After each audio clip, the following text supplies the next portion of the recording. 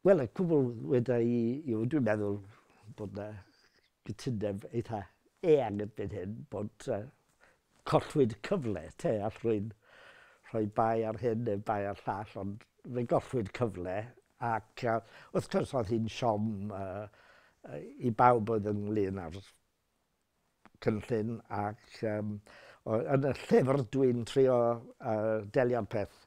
yn yr un ffordd a gweddill y llyfr. Wrth gwrs mae mwy anodd wrth chi ddod yn nes at y presennol a pan yna bethau sydd heb gorffen yn llwyr. Ond falle bod, dwi'n meddwl, yn weddol ddiweddar oedd golygydd y papur dyddiol Basgeg 7 mlynedd yn ôl gafodd ei restio, gafodd ei arteithio, gafodd y gyhuddiad yn hongian dros ei benno am 7 mlynedd, a wedyn ffindio yn gwbl ddieog o unrhyw gysylltiad â trais ETA. Mae'n rhoi rhyw perspektif i chi, yn tydi, ar Gymru fel, wrth gwrs, mae rhywun dwi rioed wedi, unrhyw beth dwi'n ymgymryd â dwi wedi trio wneud e'n holl hynny, ond, da ni'n sôn am siom ac yn blaen, ond mae'r cyd-destun rhyngwladol dwi wedi byw ynddo fo yn wneud i fi gadw'r peth mewn perspektif, a